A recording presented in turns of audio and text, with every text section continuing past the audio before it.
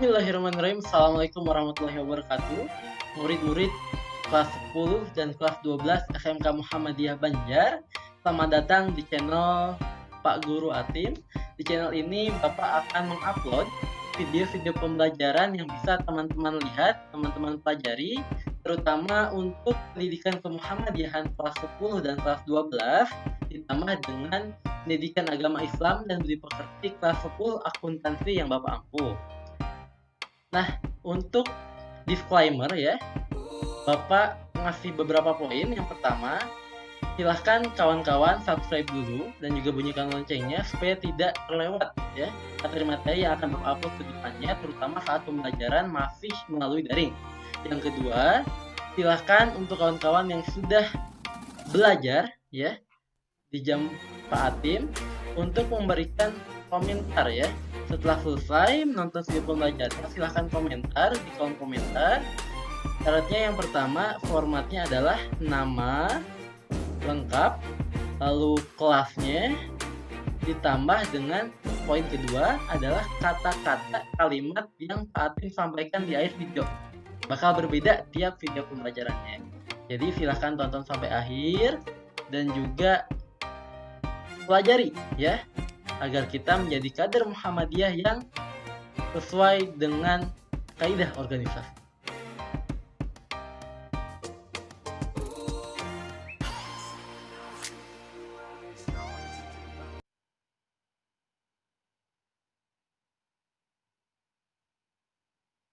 Bismillahirrahmanirrahim. Assalamualaikum warahmatullahi wabarakatuh. Adik-adik murid kelas 10 SMK Muhammadiyah Banjar. Alhamdulillah, ini merupakan pertemuan pertama kita pada materi pendidikan kemuhammadiyahan di kelas 10 semester genap. Sedikit mengulas materi pendidikan kemuhammadiyahan yang sudah disampaikan oleh guru sebelumnya. Pada semester pertama, teman-teman sudah mempelajari terkait dengan perkembangan perguruan Muhammadiyah, mulai dari mensyukuri keberadaannya, menunjukkan sikap rasa memiliki, memahami, serta menyajikan karakteristik dari adanya perguruan Muhammadiyah. Lalu, adik-adik murid-murid kelas 10 juga sudah menghayati janji pelajar Muhammadiyah sebagai implementasi ajaran Islam, mengamalkan nilai-nilai yang terkandung dalam janji pelajar Muhammadiyah dan pendidikan kemuhammadiyahan, memahami janji pelajar serta menyajikan contoh perilaku yang mencerminkan nilai-nilai dari kandungan janji pelajar Muhammadiyah tersebut. Lalu kawan-kawan juga sudah mempelajari terkait dengan sejarah berdirinya Muhammadiyah sebagai perjuangan dalam mewujudkan masyarakat Islam yang sebenar-benarnya. Alhamdulillah, segala puji bagi Allah yang sudah memberikan kita kesempatan untuk bisa menyaksikan materi yang Bapak bawakan kali ini di semester genap. Salawat dan salam tak lupa kita sampaikan kepada junjungan kita Nabiullah Muhammad SAW yang telah memberikan inspirasi-inspirasi bagi ulama-ulama kita, sehingga beliau dengan sekuat tenaga menyajikan, mengantarkan, dan juga menyiapkan kita melalui sebuah organisasi yang bernama Muhammadiyah, mulai dari Kiai Haji Ahmad Dahlan sampai kepada Profesor Dr. Haidar Nasir saat ini. Oke, kawan-kawan semua, bicara tentang Muhammadiyah, dalam sejarah perkembangan Muhammadiyah, kalian sudah mempelajari bagaimana Muhammadiyah itu telah berdiri sejak 1912 di kota Yogyakarta, di mana Muhammadiyah diinspirasi oleh banyaknya aktivitas menyimpang dalam Islam yang membuat Kiai Haji Ahmad Dahlan berkeinginan untuk memurnikan dan juga mendinamiskan dakwah-dakwah Islam di sana.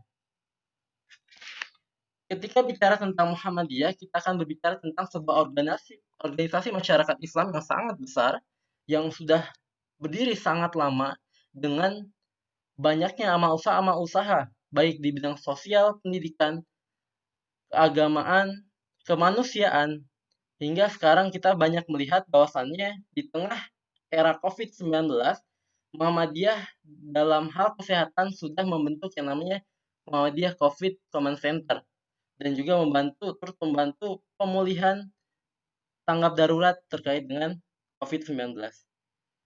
Kawan-kawan semua, di semester 2 ini ada setidaknya 2 topik yang akan kita bahas bersama. Yang pertama adalah terkait dengan ciri gerakan Muhammadiyah. Yang kedua terkait dengan tertib organisasi. Ditambah ada satu tambahan ya, mohon maaf ada 3 ternyata, yakni terkait dengan majelis, lembaga, dan organisasi otonom yang ada di Muhammadiyah. Kita langsung lanjut ke bahasan pertama terkait dengan ciri gerakan Muhammadiyah. Muhammadiyah di era kekinian itu telah banyak bermusyawarah, bertanwir, bermuktamar, yang hasil dari muktamar itu menghasilkan fatwa-fatwa dan juga kebijakan-kebijakan yang akan dilaksanakan oleh Muhammadiyah di era kekinian. Muhammadiyah menetapkan pada tahun 2020 bulan Desember di Muhammadiyah.org bahwasanya Muhammadiyah adalah gerakan keagamaan yang berkarakter modernis. Yang nanti akan kita bahas lebih lanjut dalam slide berikutnya. Lalu juga pada bulan Juni 2020, Muhammadiyah menyampaikan bahwa kita harus menggalakkan dakwah digital di era new normal. Masuk ke pembahasan pertama terkait dengan ciri gerakan Muhammadiyah. Muhammadiyah adalah gerakan Islam, dakwah, amar ma'ruf nahi mungkar, dan tajdid. Bersumber pada Al-Quran dan As-Sunnah, berasas Islam, dan bertujuan menegakkan dan menjunjung tinggi agama Islam sehingga terwujud masyarakat Islam yang sebenar-benarnya. Pasal 4 dan 6 Anggaran Dasar Muhammadiyah. Dari pasal 4 dan 6 Anggaran Dasar Muhammadiyah ini, kita melihat setidaknya ada beberapa poin yang patut kita garis bawahi. Yang pertama, bahwa Muhammadiyah adalah gerakan Islam. Sepakat ya? Yang kedua, Muhammadiyah adalah gerakan dakwah amar ma'ruf nahi mungkar dan tajdid. Yang itu nanti pembahasannya akan kita pisahkan. Lalu dalam beraktivitas sebagai gerakan Islam dakwah amar ma'ruf nahi mungkar dan tajdid ini, Muhammadiyah senantiasa merujuk bersumber kepada Al-Quran dan As-Sunnah. Sehingga untuk kita dalam memahami kalimat ini, bahwa setiap aktivitas yang kita lakukan harus senantiasa merujuk kepada dasar hukum dalam Islam ini. Apabila kita tidak memahami, maka selanjutnya ada dasar hukum yang berasal dari ijtihad para ulama. Sehingga koridor ini harus dipahami bersama dan harus dilaksanakan oleh kita sebagai aktivis dan kader Muhammadiyah. Lalu, Muhammadiyah punya tujuan. Tujuannya adalah menegakkan dan menjunjung tinggi agama Islam, berarti menegakkan tauhid, menegakkan nilai-nilai Islam, menegakkan pengaplikasian, penerapan agama Islam, sehingga terwujud masyarakat Islam sebenar-benarnya. Yang mana masyarakat Islam di sini itu adalah masyarakat yang mereka dalam setiap bidang kehidupannya, mulai dari ibadah, akhlak, lalu muamalah, mereka menerapkan syariat Islam dan juga melaksanakan sesuai dengan tuntunan yang sudah dibuat oleh para ulama. Dan dalam konteks Muhammadiyah, ketika berbicara tentang penerapan ajaran Islam, Muhammadiyah melalui majelis tarjih dan tajdid telah memberikan kita kemudahan sehingga kita tidak perlu lagi mencari tahu sendiri gitu ya, karena sudah dibuatkan fatwa-fatwa rujukan yang bisa kita lihat dan bisa kita kaji seperti itu. Oke, ciri gerakan Islam yang pertama adalah ciri gerakan Muhammadiyah yang pertama adalah gerakan Islam yakni Muhammadiyah sebagai sumber kemajuan ilmu pengetahuan.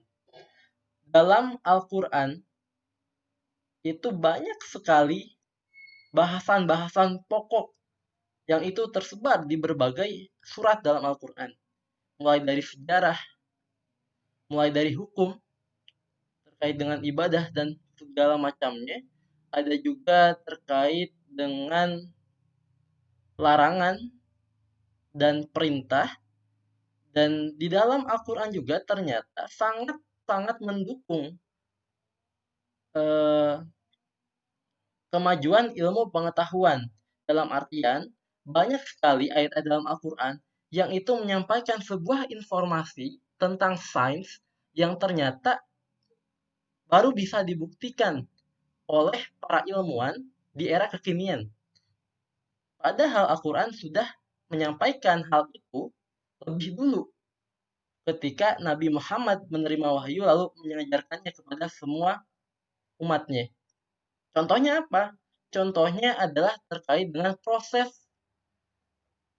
kehamilan, di mana dalam Quran Surah Al-Mu'minun misalkan sudah sangat jelas menyebutkan dari mana manusia berasal, lalu bagaimana proses perkembangannya di dalam tubuh seorang ibu, dan hingga sampai dia lahir di dunia.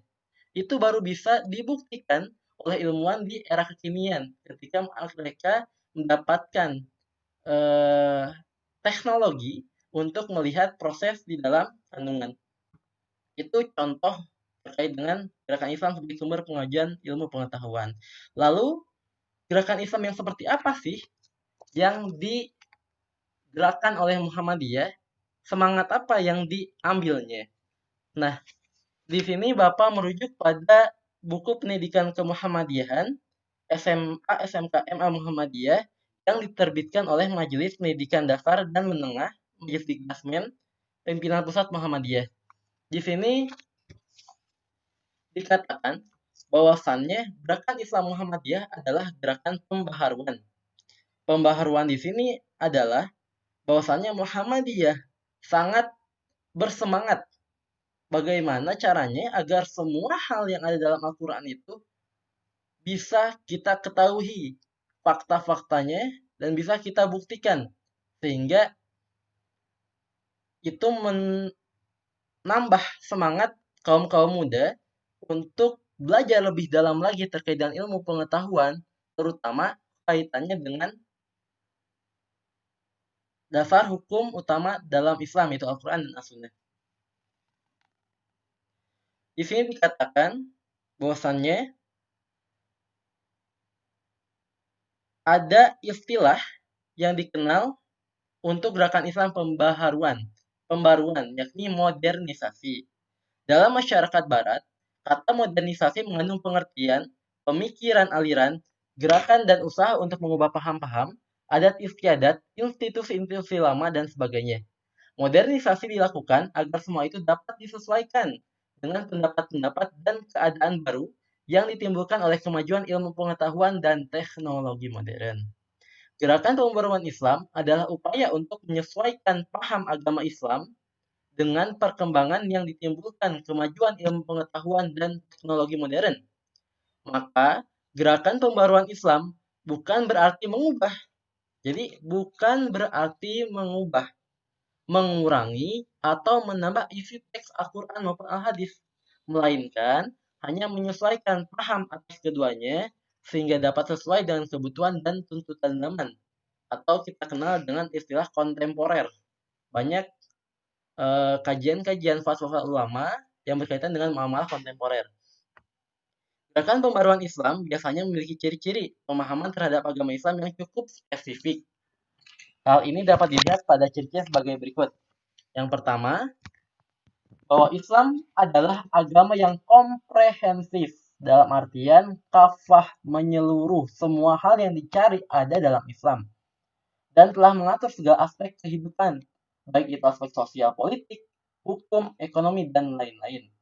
Lalu yang kedua, mengajak pengikutnya untuk kembali pada Islam yang benar sebagai usaha untuk melakukan perubahan sosial. Dalam artian, semua aspek perubahan sosial yang ingin kita lakukan, yang ingin kita laksanakan, harus merujuk kepada aturan-aturan yang sudah Islam tetapkan. Lalu yang ketiga, Islamisasi pada masyarakat Muslim melalui pengorganisasian ataupun pembentukan sebuah kelompok yang kuat. Dalam artian, Muhammadiyah bergerak secara terorganisir lewat sebuah organisasi yang itu bersama-sama punya tujuan yang sama dan dengan cara yang sudah ditetapkan oleh kaidah aturan organisasi. Muhammadiyah ketika kita bicara tentang poin nomor 3, tadi pembaharuan dan komprehensif sudah Bapak jelaskan. Yang ketiga adalah terkait dengan keteladanan. Muhammadiyah, kalau kita merujuk, kalau kita melihat aktivitas yang dilakukan oleh berbagai masyarakat Islam lainnya, Muhammadiyah sudah lebih dulu.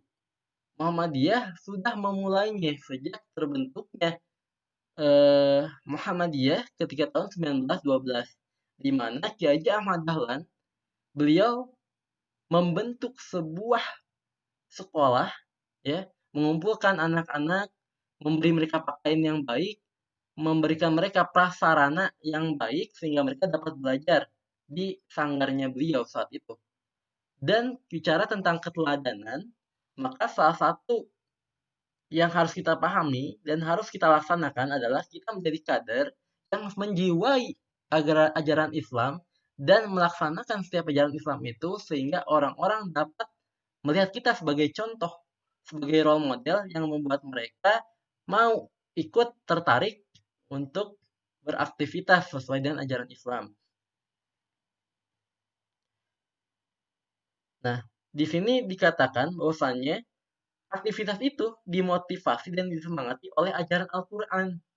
Oleh karena itu, seluruh gerak dan langkahnya tidak ada motif lain. Ingat ya, tidak ada motif lain kecuali semata-mata untuk merealisasikan prinsip-prinsip ajaran Islam, baik dalam pendidikan pengajaran, kemasyarakatan, kerumah tanggaan, perekonomian, dan lain sebagainya. Sehingga masyarakat dapat melihat gerakan Islam yang dilakukan oleh Muhammadiyah itu menenteramkan, menyenangkan, dan hasilnya terasa dalam wujud nyata dan dapat dihayati, dirasakan oleh umat sebagai rahmatan lil alamin. Ada 4 bidang kehidupan yang digarap oleh Muhammadiyah sebagai gerakan Islam. Yang pertama adalah akidah, dengan pengertian bahwa Muhammadiyah beraktivitas, bekerja, berkegiatan untuk tegaknya akidah Islam yang murni dan bersih dari segala macam bentuk kemusyrikan. Contohnya, menyekutukan Allah Subhanahu wa taala dengan sesuatu, bid'ah dalam artian mengamalkan ajaran-ajaran yang tidak ada dasar hukumnya, baik dari perbuatan Rasul, baik dari ucapan Rasul, maupun dari diamnya Rasul. Lalu, khurafat, yaitu contohnya kepercayaan yang tidak ada dasarnya, dan tahayul. Misalkan terkait dengan ada anggapan masyarakat sebuah rumah itu angker, ada penghuninya. Nah, Muhammadiyah ketika melihat hal itu harus berkeyakinan kadernya agar bisa membersihkan hal itu dari pandang masyarakat. Sehingga masyarakat tidak lagi melihat sesuatu itu sebagai suatu bentuk yang menakutkan dan seperti itu. Dan dan Muhammadiyah ketika bicara tentang pembersihan ya, pemurnian Islam dari kemusyrikan, dari bid'ah, dari tahayul, khurafat tersebut, kita tidak mengabaikan prinsip-prinsip toleransi menurut ajaran Islam. Dalam artian, dalam aktivitas kita memurnikan hal itu, kita tetap berpegang pada yang namanya akhlakul karimah, akhlak yang mulia, akhlak yang baik, sehingga masyarakat mampu menerima setiap yang kita lakukan, setiap yang Muhammadiyah lakukan dengan baik, dan tidak tersinggung, tidak akhirnya menimbulkan konflik di masyarakat. Itu dalam bidang akidah. Yang kedua, dalam bidang akhlak. Dalam pengertian bahwa Muhammadiyah bekerja untuk tegaknya nilai-nilai Islam, nilai-nilai akhlak yang mulia yang berpedoman kepada Al-Quran dan As-Sunnah, tidak bersendi nilai-nilai ciptaan manusia. Contohnya berakhlak sesuai yang dituntunkan Nabi Muhammad SAW, di mana kepada orang-orang yang beragama Islam, beliau sangat menunjukkan empati, simpati, menunjukkan akhlak yang baik. Beliau sangat menghormati, menyayangi, mengayomi. Dan untuk orang-orang yang di luar agama Islam pun, beliau tetap beraktivitas, bermuamalah dengan baik. Dengan catatan dilakukan hanya dalam hal-hal yang bersifat keduniawian, bukan dalam hal akidah. Lalu yang ketiga, Muhammadiyah juga bergerak dalam bidang ibadah dengan pengertian bahwa Muhammadiyah bekerja untuk tegaknya ibadah yang sesuai dengan tuntunan Rasulullah Muhammad SAW tanpa tambahan dan perubahan dari manusia.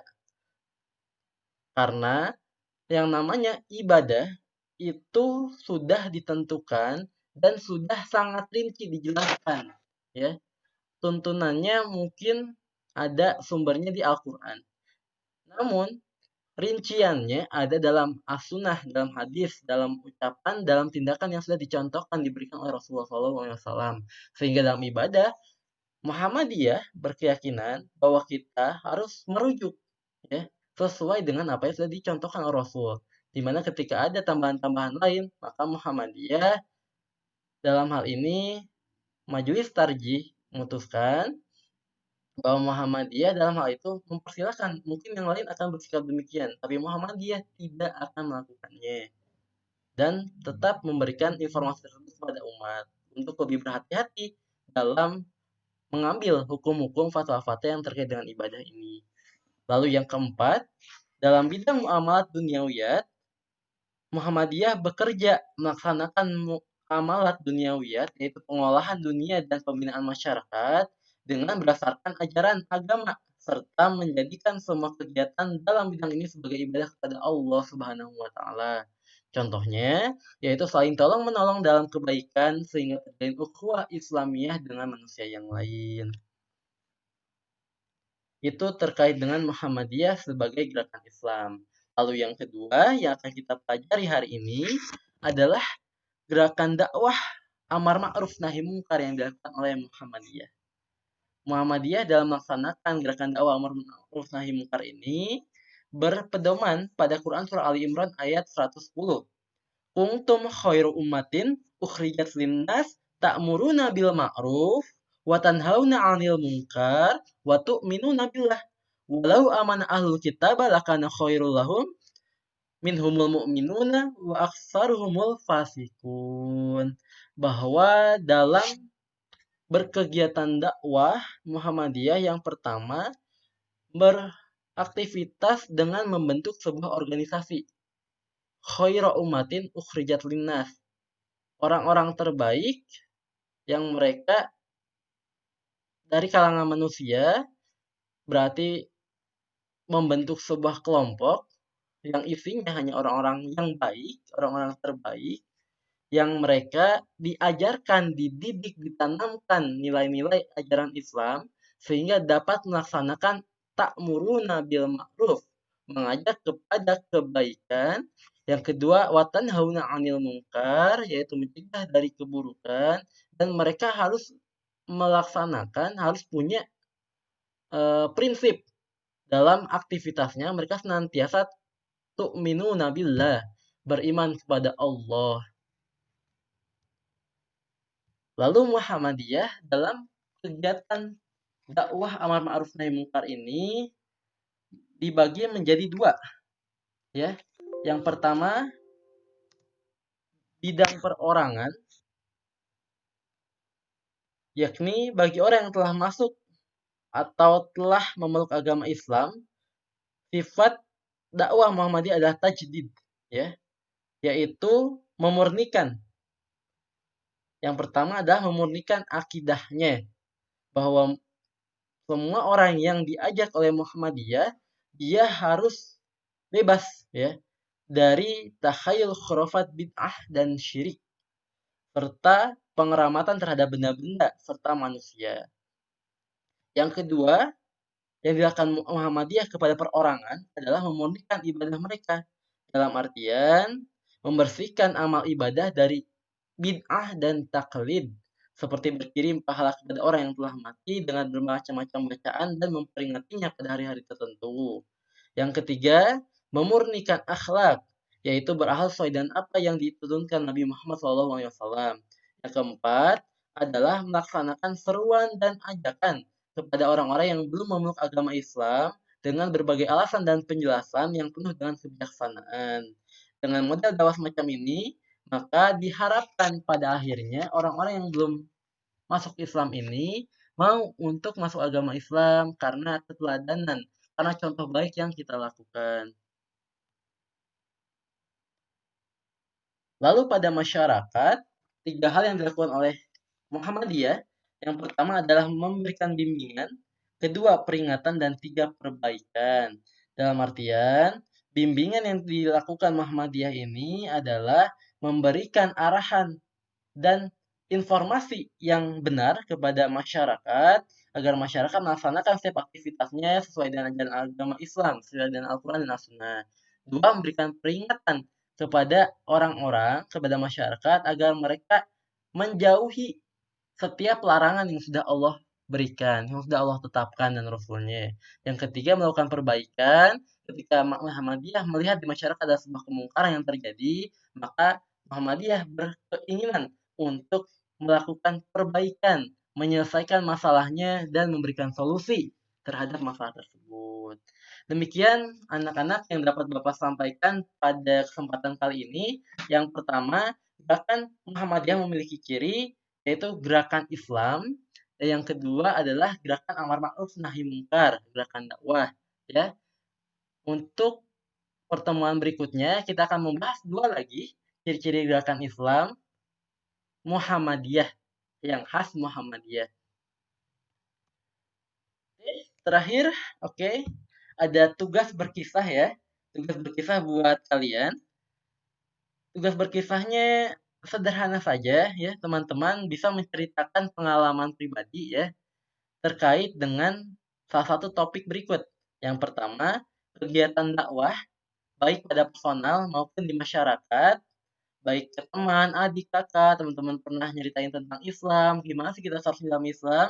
Yang kedua, teman-teman juga boleh sekali bercerita tentang aktivitas apa sih yang sudah kalian lakukan yang terkait dengan agama Islam. Misalkan teman-teman pernah mengikuti lomba cerdas-cermat agama, pidato, ceramah, dan sebagainya.